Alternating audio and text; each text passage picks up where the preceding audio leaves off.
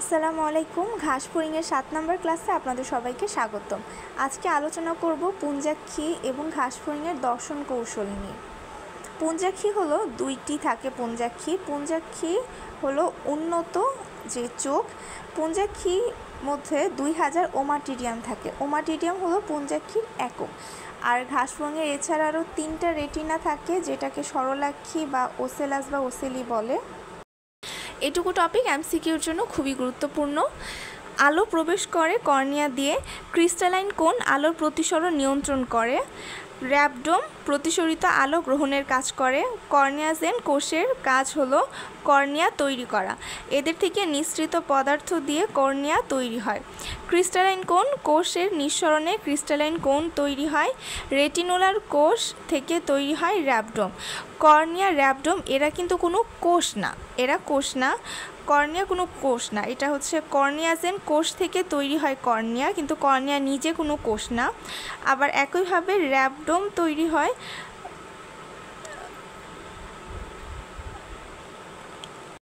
এই টপিকটা সিকিউর জন্য ইম্পর্টেন্ট। এটা হলো কর্নিয়াজেন কোষ, আর এটা কোণ। আইরিশ রঞ্জক আবরণ হচ্ছে এটা, আর এটা হলো ক্রিস্টালাইন কোণ কোষ। এই যে মাঝখানের যে অংশটা র্যাবডোম, তার দুই পাশে এগুলো হচ্ছে রেটিনুলার কোষ, আর এইগুলা আর এটা, এই দুইটা হলো রেটিনাল রঞ্জক আবরণ।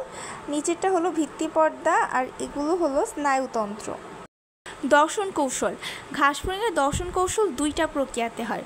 একটা হচ্ছে মৃদু আলোতে, আরেকটা উজ্জ্বল আলোতে। মৃদু আলোতে যে প্রতিবিম্ব তৈরি হয় তাকে সুপারপজিশন প্রতিবিম্ব বলে, আর উজ্জ্বল আলোতে যে প্রতিবিম্ব তৈরি হয় তাকে অ্যাপোজিশন প্রতিবিম্ব বলে। উজ্জ্বল আলোতে যে প্রতিবিম্ব তৈরি হয় এটাকে মোজাইক প্রতিবিম্ব বলা হয়। এক্ষেত্রে এটা হচ্ছে আমাদের এই যে র্যাবডোম, এই পুরোটা হলো ওমাটিডিয়াম। এখানে 3টা ওমাটিডিয়াম নিয়েছি, এটাই যথেষ্ট এক্সামে দেখানোর জন্য।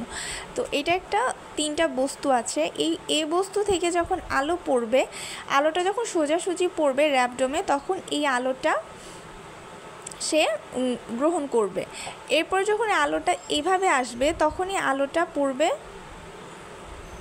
রঞ্জক আবরণীতে, আর রঞ্জক আবরণী আলোটাকে শোষণ করে নিবে, যার কারণে আলো র্যাবডোমে পৌঁছাবে না। আবার একইভাবে যখন বি থেকে সোজাসুজি আলো পড়বে র্যাবডোমে, তখন এই আলোটা সে গ্রহণ করবে। আর যখন বি থেকে এইদিকে আলো পড়বে, সেটা রঞ্জক আবরণে পড়ে শোষণ হয়ে যাবে। এদিক থেকে আসলেও সেটা রঞ্জক আবরণে লেগে শোষণ হয়ে যাবে। সি থেকেও যখন সোজা আলোটা আসবে, তখন সেটা র্যাবডোমে পড়বে এবং সে গ্রহণ করবে। যখন এইদিকে আলো আসবে, সেটা রঞ্জক আবরণে লেগে শেষ হয়ে যাবে। এখান থেকে আসলেও রঞ্জক আবরণে লেগে শেষ হয়ে যাবে। মোট কথা হলো, রঞ্জক আবরণে আলো পড়লে, আলোর প্রতিসরণ হলে সেই আলোটা ওখানেই ধ্বংস হয়ে যায়। সেটা ঘাসফড়িংয়ের রেটিনা অবধি পৌঁছায় না, মানে ঘাসফড়িং সেই আলোটাকে গ্রহণ করতে পারে না। কিন্তু যখন আমরা মৃদু আলোতে সে দেখে, মৃদু আলোতে এমনিই তো আলো কম থাকে, তো সেই ক্ষেত্রে প্রতিটা আলোর প্রতিফলনকে কিন্তু কাজে লাগাতে হবে। সেই জন্য মৃদু আলোর ক্ষেত্রে রঞ্জক আবরণগুলো সংকুচিত হয়ে যায়।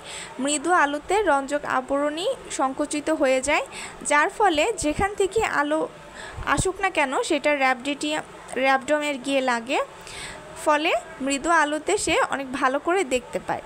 এটা হচ্ছে মৃদু আলোতে দেখার যে কৌশল। সেই ক্ষেত্রে রঞ্জক আবরণী সংকুচিত হয়ে যায়, যার ফলে সে দেখতে পায়।